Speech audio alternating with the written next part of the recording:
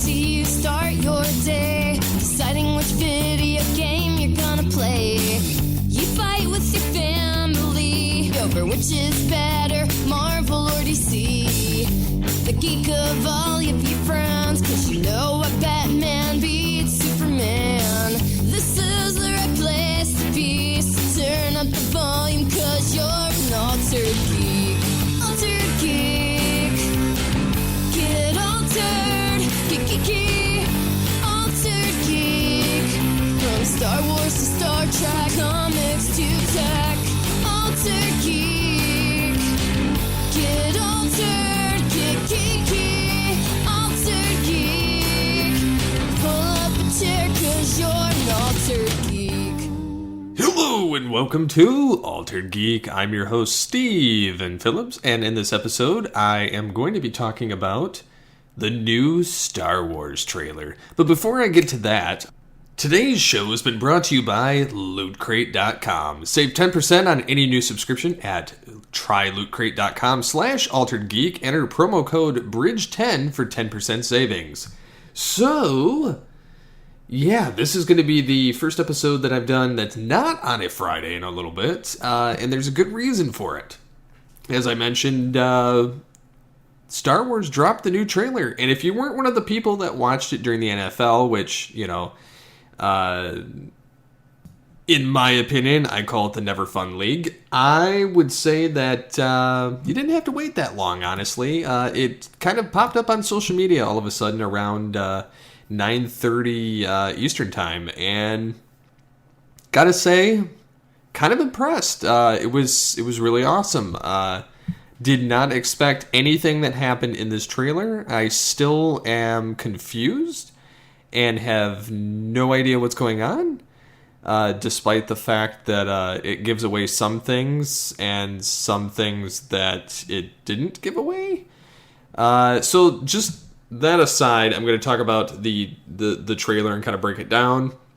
But first, I'm going to play the trailer in its audio form. And if you're following along on the podcast and you haven't seen it online, which, why haven't you? If you haven't, you can find it on this exact episode post on geekcastradio.com, thisweekingeek.com, and alteredgeek.com. So there is that. So without further ado, here is the trailer. When I found you, I saw raw, untamed power. And beyond that,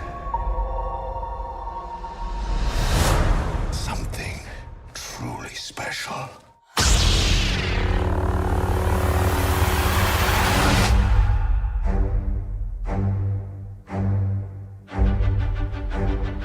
Something inside me has always been there. But now it's awake. And I need help.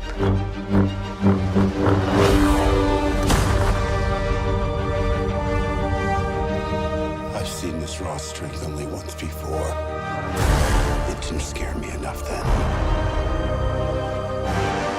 It does now.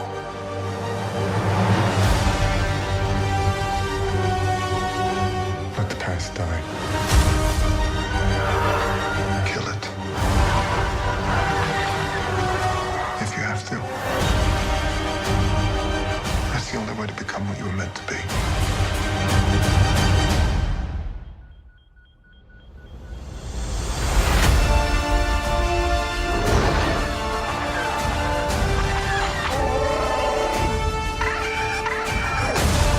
We are the spark that'll light the fire that'll burn the First Order down.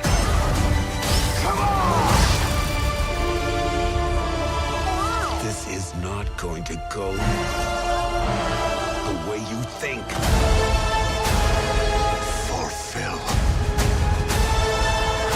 your destiny. I need someone to show me my place in all this.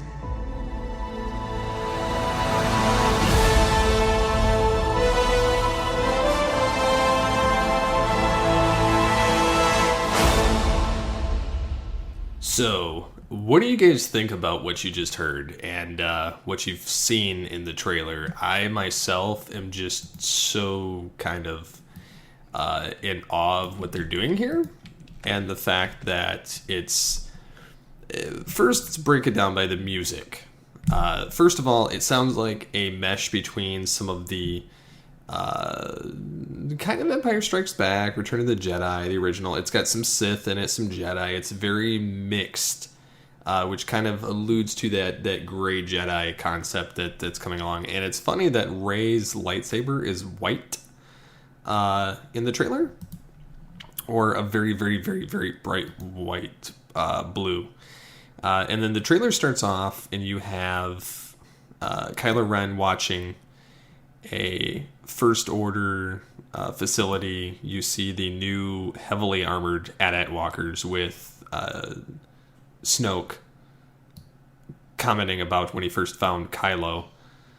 And it's crazy, and you see like these white guards, and then it doesn't really tell if it's Kylo or if it's Snoke in this particular scene. And you get to see Kylo's new lightsaber, and it's not a crossguard lightsaber. It's a black, like jet black lightsaber, and he's surrounded by red. He's fully in his black getup. This lightsaber's very refined compared to his silver crossguard lightsaber. But then when he picks it up, you notice that it's still a crossguard, but it's a much better conditioned one than what he crafted. And then it jumps to Rey igniting the lightsaber, which is like it's very white, so I'm not sure if they're going for that blue lightsaber of Anakin's, or if they're going for like the white almost of how Obi-Wan's was in A New Hope. But either way, I like what they're going with it. And then it's got the kind of lum beat to everything, which is kind of cool. And Rey kind of comments. She kind of comments about how she's always known that there was something there, and that now she's finally woken up to this force. And she's commenting about how she needs help while she's training. And Luke watches as she's training and sees the ground split, and he's just got this look like, holy crap. Like he's just terrified. And you see the ground lifting, and he's got this look of horror on his face, and says, I've seen this look of strength before, only once. And you see when Luke's crawling out of the wreckage of the Jedi Temple and his burned metallic hand, and talking to R2 and telling him how it didn't scare him enough the first time he saw it, but it scares him now, and he's got this look of pure horror on his face of how he can't do it again as he's running away. And then it cuts between Rey and Kylo, and you see Kylo's new TIE fighter and Leia, and it sounds like he's finally letting the past die. In that he's not pursuing his grandfather as much, or his parents. So he's giving himself this pep talk anyway. And you get a nice little battle of TIE fighters shooting at the Millennium Falcon. You have Chewbacca. You have one of those Porg things. Various Imperials are shooting at the Rebel fleet. And you see Finn fighting Captain Phasma, and he's got this like wicked like suit, and he's got one of those things that the one Stormtrooper used against him when he had the lightsaber, and he's going after Phasma to beat her up. And it cuts to a space battle, and then you get Luke laying on the ground looking like he's gotten wet and he's burned a little bit. And it doesn't say who he's talking to, but he says that that essentially that this is not going to go the way you think, and then you see Rey swimming, and then she comes up, and then you see Luke kind of cloaked in the dark,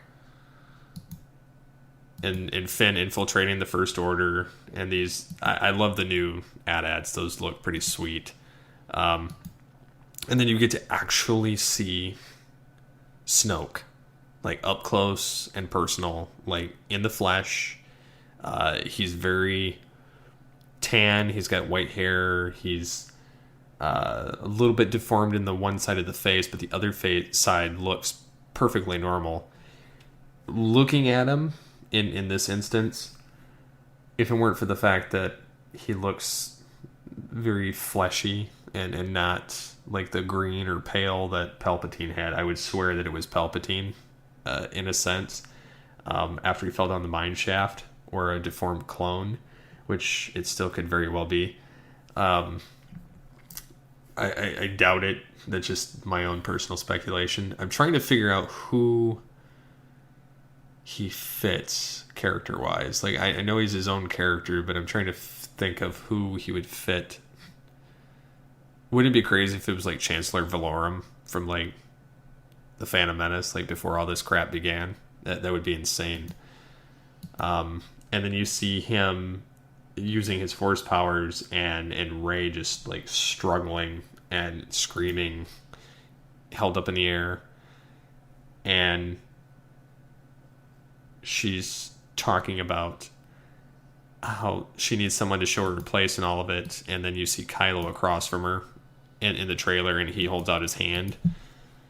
It just, the way that it kind of goes, it leaves you wondering all kinds of different things. So with the trailer being watched, the speculation being, does Rey become dark? Does she manage to turn Kylo good again? Does Luke go dark? Does Luke die? There's all kinds of different things that could happen here. It's a little wild when you look at the trailer. There's so many questions, like for every answer we get and for everything we see in the trailer, there's more questions. So it's definitely going to be one of those films that, whether you see this trailer or not, you're still going to be kind of up in the air and confused of what's going on with Star Wars, The Last Jedi. And I'm definitely planning on seeing this. This is going to be awesome. A very awesome film. And we'll see what happens and how it sets up for episode 9. This is probably the best trailer we've gotten so far for the Last Jedi, and yet it tells us so much without telling us as much as what I would have thought would have happened. But it looks like we're going to get kind of a completely different story. So I think that this will be this trilogy's Empire Strikes Back for sure. So what do you guys think? What do you think is going to happen in the trailer or in the film, and who's going to die, who's going to live, who's going to become good, evil, who's going to, just your basic thoughts on seeing this trailer and what you think is going to happen. So I'm going to take another quick break and come back with some listener feedback on the various platforms, whether it be Twitter, email, episode post, Facebook. So we'll be right back after this quick break and cover that.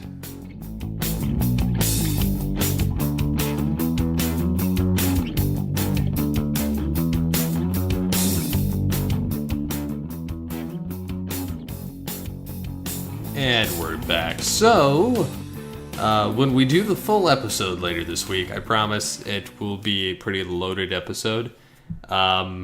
So, yeah, be sure to stay tuned for that. There'll be a few things that I'm a little fired up about, just by some of the latest news to kind of populate itself. If you follow me on Twitter, you'll kind of figure out some of it. And it's not Star Trek related, because I covered that on Future Imperfect. And just to kind of give a quick lowdown of Star Trek Discovery, it's growing on me. It's not very good, but it's growing on me. I still find the Orville to have more solid writing and better all the way around. I find it to be better. Discovery, while I like it, and I like it as a reboot or as its own timeline, I don't see it fitting into the Prime timeline at all.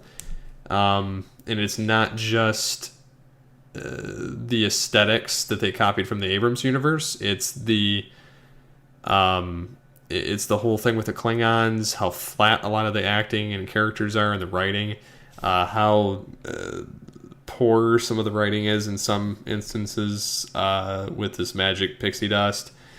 Some of the stuff that's never mentioned later in Trek that's magically here, the holograms, which has never been in Trek until Nemesis. Warship aside, it's just there's so many freaking holes in the show. And this is coming from somebody that watches a lot of Trek. And I know that they've got super fans on the show, supposedly protecting parts of it, which, if this was a whole dilemma, they should have just not gotten this timeline. They should have just gone ahead to the 25th century and just done it there, but that's neither here nor there. So the first that I have up is Scanner 51. So he says, "Hey guys, I've been giving Steve Phillips regular updates on my new project. We recently bought a new house in California. Psst, it's easier than you think. I finally unpacked my stuff and set everything up. I keep telling him it's done, but this time I really think it is.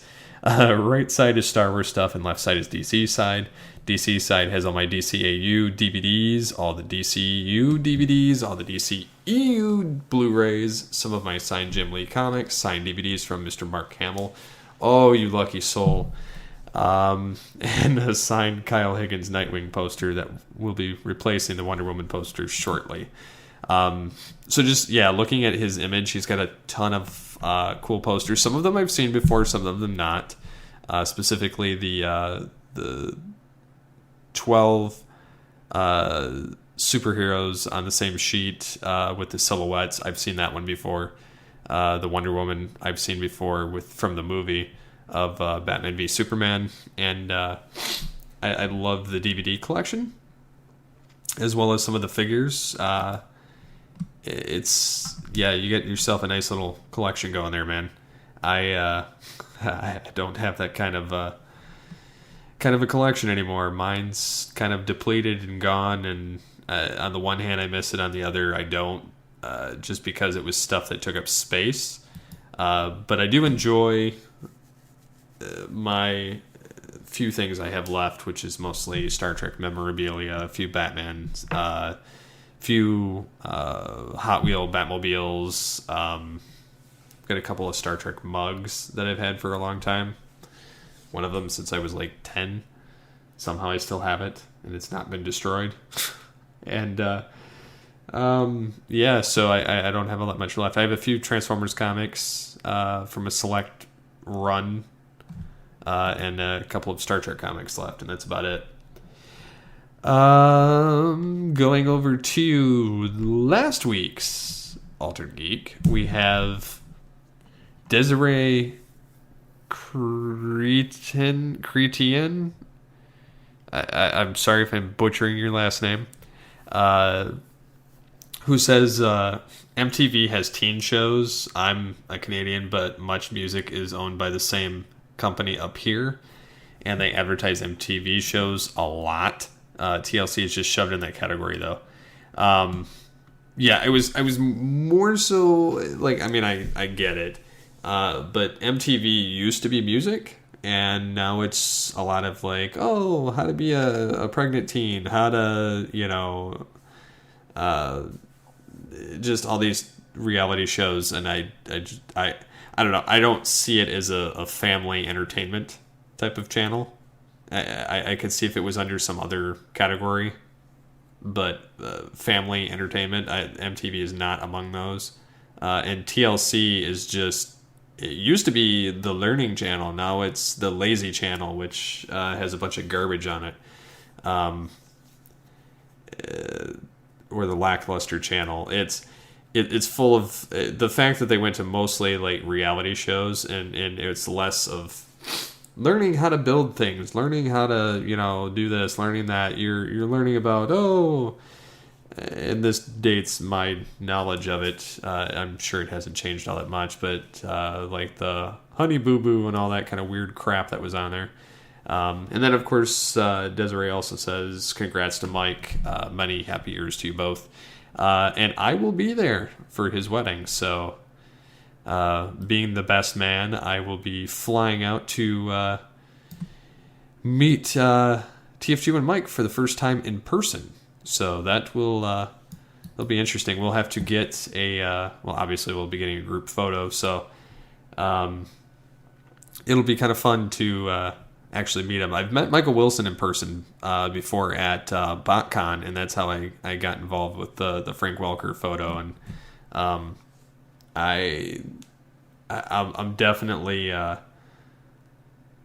excited, as it were, for Mike. And little birdie tells me I'll be seeing Michael Wilson again during that same time period. So who knows? We'll have like a little mini Beast Unleashed GCRN reunion there, minus a few key members, of course, based on location. So. Moving over to the Altered Geek fan page, we have Brad Mull, who is a friend of the show and friend of all things Transformers, specifically on the Meatless Burger Experience episode, where I talk about bad animation and game alphas and new age sequels or new movies. I talked about the movie Downsizing with Matt Damon and Kristen Wiig, where they... and Jason Sudeikis, where they get shrunk down to like action figure size to live on the overpopulated Earth. He says, it looks interesting. I prefer a hard sci-fi take and not a comedy, but that's just me. I'd imagine natural disasters would be a lot more devastating in this form, but as long as they go to space in the sequel, I'll be happy. That would actually be hilarious if they went to space and you see like this little tin can like going... almost akin to like Toy Story, launching off into space. That would be hilarious. But I'm looking forward to the movie. I think it's going to be a lot of fun overall. It doesn't strike me as like a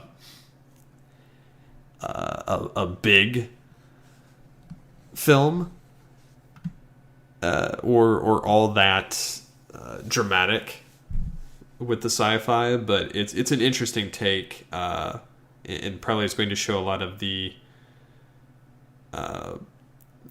psychological aspects of being downsized and shrunken to 4 inches tall. So I'm thinking that it's going to be more of that, like a dark comedy sci-fi with it. But it's hard to tell. What I find amazing is it doesn't come out until December 22nd, and IMDb already has it as a 5.9 out of 10. Rotten Tomatoes has 65% fresh, and Metacritic has 74% of whatever their scale is. The film hasn't even come out. How is there even a rating for it? This just goes to show you how like jacked the rating systems are.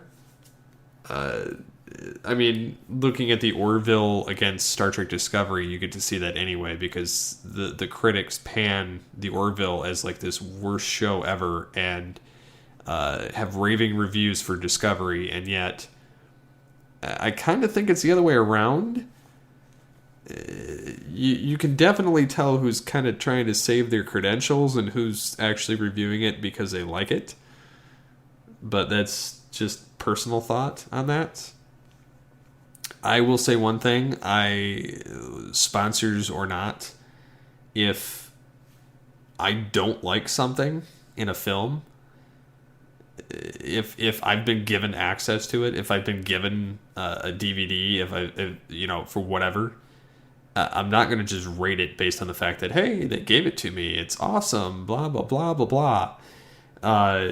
If I think it's crap and I think that there could have been done more things done with it, I will rate it that way. I know I've kind of gone off on a tangent with downsizing, but I just think that this Rotten Tomatoes, IMDb, Metacritic scores, I think the days of scoring, while they're still pertinent to an extent, if you know the person who's reviewing it and you enjoy their review scale, that you can kind of gauge it that way. I can see where that would make sense of following the review, but if you generally don't mesh with the reviewer as far as their review score, then they're almost kind of useless.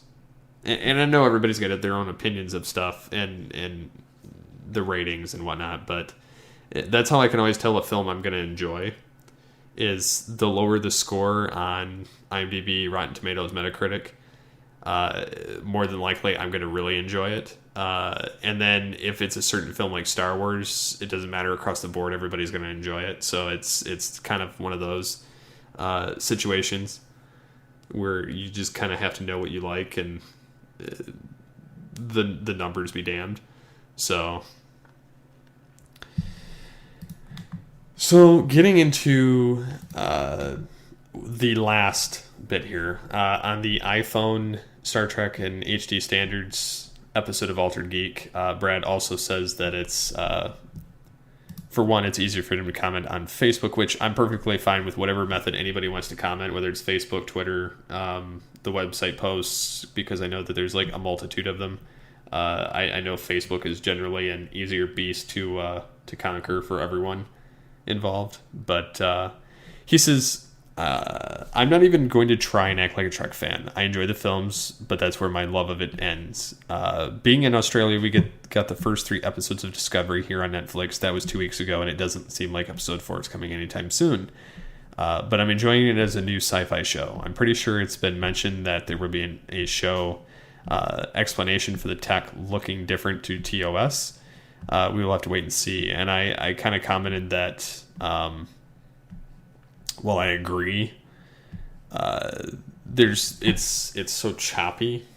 And I'm going to read through the rest of it. But he says, as far as releasing episodes here, you get it on the CBS app. I hate the all access thing. I think it's garbage. He says, I'd heard about the Klingons being different. I thought it extended to tech also. I'd still be interested in seeing how season 1 goes. I'm still interested in seeing how season 1 goes as well.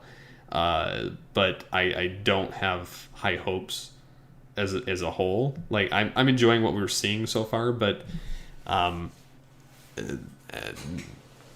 quick 20-second spoilers right here for Discovery episode 4, but the MacGuffin is the space creature they capture at the end of episode 3, and it's supposed to be the supercomputer navigational chart, and they hook it up with space nipple tweaker and feed it pixie dust to go across the galaxy. So if that isn't the most weirdest thing in the galaxy, I have no idea. So now that I've gotten that out of the way, he says, I wonder if fans would accept a dated and retro set for the ship internals, because I kind of mentioned that it's going to be hard to make the connection and jump here. And I said, it's kind of hard to say. I think there's a balance that could have been achieved to give it a new yet classic look. Then look at all the fan projects such as the TOS era stuff. There was Axanar, there was Star Trek Continues, which is the only one that still survived miraculously. He says, I guess another example is Aliens. Prometheus and Covenant being set a few years before Alien, and ships were different. I get one's oil rig and one's a research ship, but even an Aliens, a military ship, should be more technical than anything else, and they didn't have holograms. I can kind of see that, but Starfleet, it had its powerhouses, and I'm not saying that there weren't other ships out in the fleet besides Constellation and Constitution class starships, because there were, but they were just few and far between seen. But I don't think that, and I think, like I said in Future Imperfect, I think the big MacGuffin here with Discovery is the fact that the ship is called Discovery, and I think that the fact that it's now one of a kind in this universe kind of leads it to be like this only experimental powerhouse that they have left. But even in that huge space battle with the Klingons in episode 2, the majority of the ships had the Kelvin aesthetic and didn't resemble anything close to the aesthetic of... They looked more like they should fit in Star Trek Nemesis Deep Space Nine timeline than they should have here. And that's kind of where my pet peeve is like there's a lot of it that's way too shiny and there's too much going on in a sense. So it just bothers me. So yeah, that's kind of my thoughts on the stuff going on right now with Discovery. So